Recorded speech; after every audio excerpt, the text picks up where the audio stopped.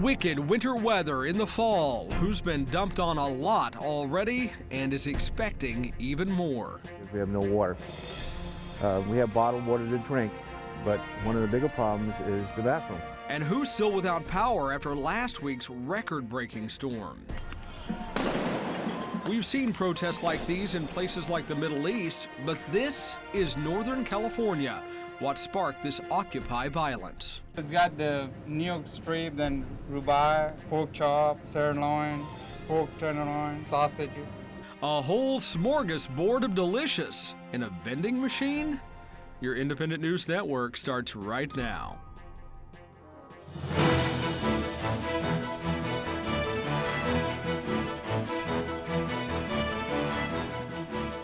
Hello everyone, I'm Mike Bickle. Welcome to INN News. It's just barely November, but for many parts of the country, winter has already arrived.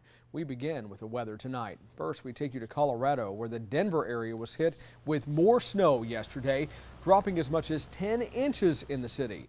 That's on top of last week's blanket of white. Meteorologists say another storm system may bring even more snow to Denver on Saturday.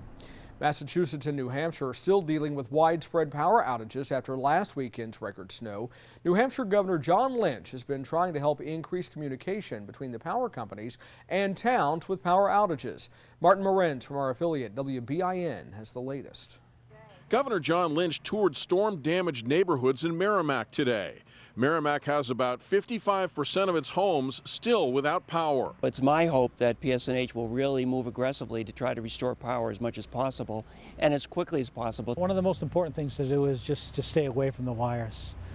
We've had some of the citizens trying to cut the wires off the trees themselves. I discourage that only because at any time the wires could become energized.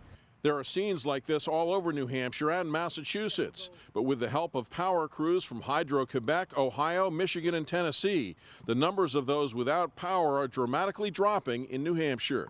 We still have over 50,000 people without power, and the hardest hit really has been in the triangle between Manchester, Nashua, and Salem.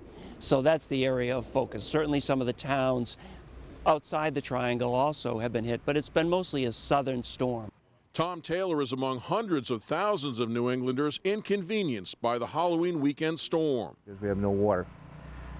We have bottled water to drink, but one of the bigger problems is the bathroom. Very difficult to take a shower with no water, and probably more important, very difficult to flush the toilet.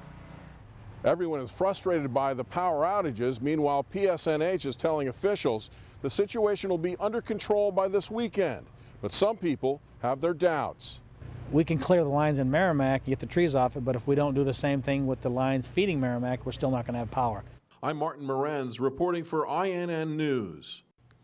Snow also fell for the first time this season in Omaha, Nebraska. Megan McRoberts from our affiliate KPTM caught up with drivers who got an icy and cold reminder of what winter brings. What started as a cold, rainy day turned into a winter wonderland. It's beautiful everywhere, so it's snowing and it's beautiful. It's my birthday, and so I got first snow for my birthday. It's kind of awesome. While some dodged the first snow of the season, others wanted to take it all in. Looks like the festival season or holiday season started today. I'm quite expecting it, but I'm glad that it took this long. I mean, we had the whole month of October with no snow, and that was fantastic. Though it's nice to look at, we all know the wet, icy roads follow shortly behind it. I'm not really looking forward to it. I'm going to try and take my time. I might have to leave work a little late tonight. Be careful and be aware of the situations and the road conditions, and drive carefully and below the speed limit, and everything should be fine. Some drivers worry not everyone takes the same precaution. But I really don't worry about myself. Other drivers definitely. Seems like everybody forgets. Though the snow didn't stick around long today. I think people in Nebraska, they are already used to snow, and I think everybody knows how to drive. Drivers say they know there's a lot more soon to come. Megan McRoberts reporting for INN News. Well, from cold snow to a hot blaze, fire crews are getting some relief from rain today after spending a couple of days battling this 5,000-acre blaze just east of Salem, Missouri. It's burning in Dent and Reynolds counties near the Mark Twain National Forest. Officials suspect arson is to blame because there are 3 ignite sites. No homes have burned and there are no reports of injuries. The G20 summit in France is underway. It brings together the leaders of the world's largest industrial and developing nations. Here you see President Obama and French President Nicolas Sarkozy arriving. Earlier, the president held bilateral talks with Sarkozy. Greece's debt and the euro crisis have topped the G20 agenda. But not everything is all business. There's some baby talk, too. And so I want to congratulate Nicola and Carla on the birth of Julia. And I informed Nicola on the way in that I am confident that Julia inherited her mother's looks rather than her father's, which I think is an excellent thing. Vous voyez la grande influence de Barack Obama. Barack Obama's tremendous influence. Ça fait 4 ans maintenant qu'il For m'explique 4 qu'être years père now, de filles, he's been explaining to c'est me that fantastique. to be father to daughters is a fantastic lui experience. qui en a 2. He who has 2 daughters. So, Je l'ai donc écouté I have et listened suivi to son him. exemple. As a matter of fact, Bon, I je dois followed vous his dire example. que nous avons eu The G20 talks resume tomorrow.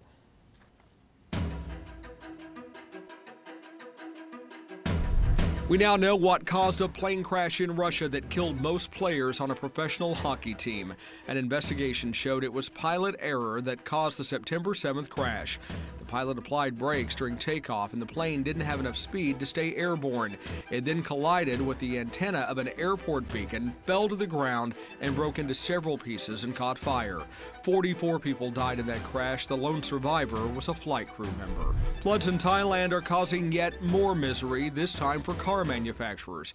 Honda is cutting car production in the U.S. and Canada for a few weeks due to a shortage of spare parts made in Thailand. Since July, the floods have killed several hundred people. 3 top Pakistani cricket players were sentenced today after being convicted of plotting to cheat and to take bribes in a match against England last summer. Former national team captain Salman Butt was sentenced to 30 months and bowler Mohammad Asif to a year in prison. Fellow bowler Muhammad Ami was given a 6-month jail term. All will serve half of their sentences before being eligible for parole. And that's your Global News Now. Well, the job market may be showing signs of at least subtle improvement. Fewer Americans filed for their first week of unemployment benefits last week. That number 397,000. That's down 9,000 from the week before.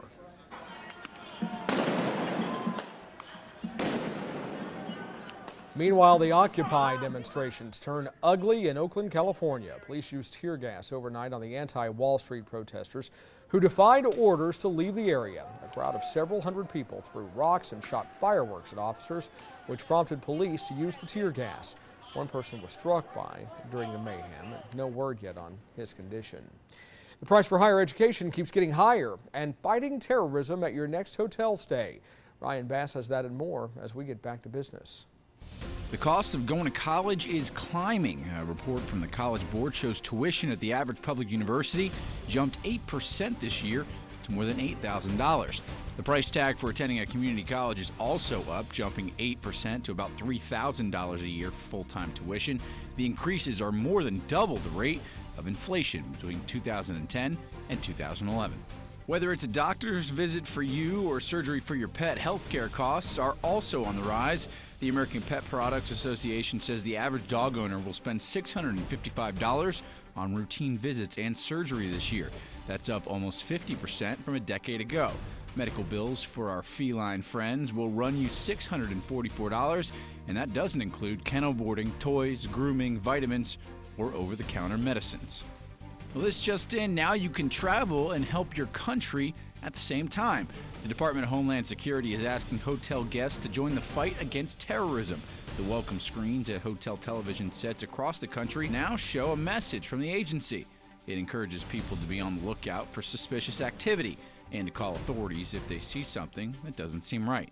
Hotels participating in the program include Holiday Inn, Hilton, Marriott, and the Sheraton. For Back to Business, I'm Ryan Bass. 29 people have now died after a listeria outbreak linked to those cantaloupes. The Centers for Disease Control says that number tops a 1985 mark for the most listeria deaths among adults and children. This outbreak was first detected in September and traced back to a Colorado farm. In addition to those deaths, 139 people in 28 states have gotten sick. It turns out federal airport screeners still find 4 to 5 guns at checkpoints on a typical day. The TSA chief testified at a Senate Homeland Security Committee hearing yesterday. He says more than 900 guns have been recovered at checkpoints this year, and passengers typically say they forgot the weapon was in their bag. But in one recent case, a passenger in Dallas tried to board a plane with, listen to this, 2 pistols, 3 ammunition magazines, 8 knives, and a handsaw, all in a carry-on bag. That man was arrested. Well, you may have a filter for your drinking water, but what about your shower? Why it's better for your health to have one, and how to install it, and fixing it with Dee. Where's the beef? Hey, where's the beef? Look no further than this vending machine. Yep, meat with the punch of a button coming up. And we want to remind you INN News is on Facebook. You can also find us on Twitter at INN News Network, and we're on YouTube. We're reaching out to you so you can reach out to us. INN News will be right back.